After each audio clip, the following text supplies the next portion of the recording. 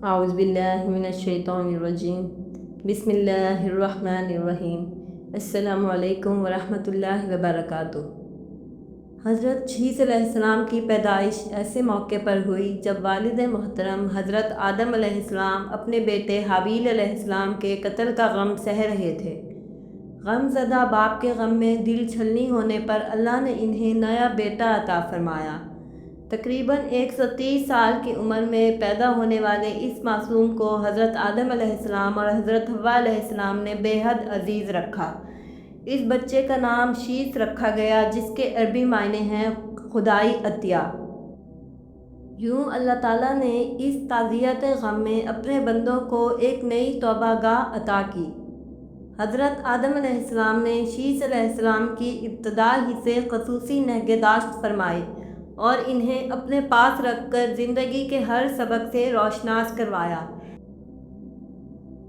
حضرت آدم علیہ السلام نے اپنے بیٹے کو جنت اور دوزخ کے اعمال سے آگاہ کیا، نیکی اور بدی میں تمیز سکھائی، دن اور رات کے گھٹنے اور ان اوقات میں ادا ہونے والی عبادات مثلاً نماز، تہجد، روزہ وغیرہ کی ادائیگی کی اہمیت سمجھائی۔ روایتوں کے مطابق حضرت آدم علیہ السلام نے اپنے بیٹے کو آنے والے طوفان نوح علیہ السلام کے بارے میں بھی خبر دی، تاکہ انسانی تاریخ میں آنے والی آزمائشوں سے آگاہ کیا جا سکے۔ یوں شیس علیہ السلام نے بچپن ہی سے اعلیٰ اخلاق و تقویٰ کی تربیت پائی۔ امام ابن کثیر رحمۃ اللہ علیہ کے بیان کے مطابق اللہ تعالیٰ نے شیس علیہ السلام کو نبوت عطا فرمائی اور انہیں آسمانی صحیفوں کے ذریعے ہدایت بھیجی۔ تاریخ نبوت میں ان کا مرتبہ بہت بلند ہے۔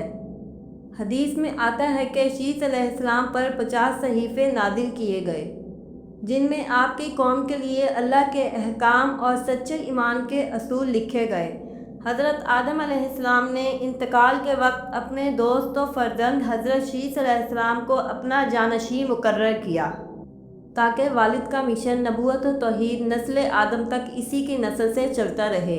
یوں شیس علیہ السلام ابتدائی نبوتی سلسلے کے معماروں میں شمار کیے گئے۔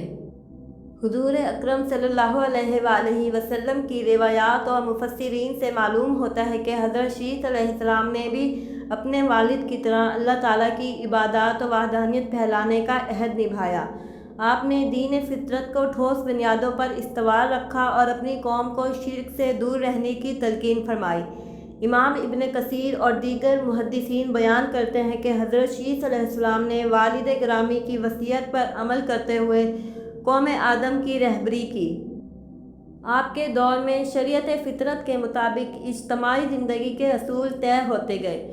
قابل ذکر ہے کہ بہت سی کتب میں اس بات کا ذکر ملتا ہے کہ حضرت شیس علیہ السلام پر 50 آسمانی صحیفے نازل کیے گئے تھے، جن کے ذریعے آپ نے انسانوں کو اللہ کی وحدانیت اور احکام دین سکھائے۔ قرآن میں ان کا نام تو نہیں آیا، مگر احادیث اور روایات اس امر کا کھل کر اعتراف کرتی ہیں کہ آپ بھی اللہ کے انبیاء میں سے تھے۔ حضرت شیس علیہ السلام کی نسل نے تہذیب انسانیت کے ابتدائی دور میں اہم کردار ادا کیا۔ بعض تاریخی روایات کے مطابق آپ کی اولاد نے جنگلات کو کاٹ کر اور پہاڑوں کو ہموار کر کے دنیا کے پہلے شہروں کی بنیاد رکھی۔ یہی مخلص بندے تھے جنہوں نے قدیم شہر بابل اور شہر سوس کی تشکیل میں حصہ لیا۔ اس کے علاوہ مختلف علوم و فنون کا آغاز بھی انہی سے منسوب ہے۔ محققین کے نزدیک کھیتی باڑی، مویشیوں کا خیال رکھنا، کمہار کے گھرانوں کا وجود اور دیگر صنائع تہذیب ابتدائی تاریخ میں آپ کی اولاد کے ذریعے معاشرے میں آئے۔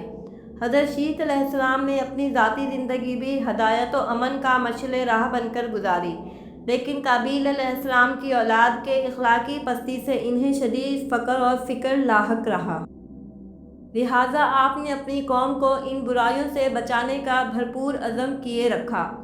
جب حضرت شیس علیہ السلام کی زندگی کا اختتام قریب آیا تو انہوں نے اپنے فرزند انوش علیہ السلام کو اپنا جانشین و وصی مقرر کیا۔ اس قیامتی سلسلے میں انوش علیہ السلام، جنہیں بعد مآخر میں حضرت ادریس علیہ السلام تسلیم کیا گیا ہے، انہوں نے نبوت کا مشعل آگے بڑھایا۔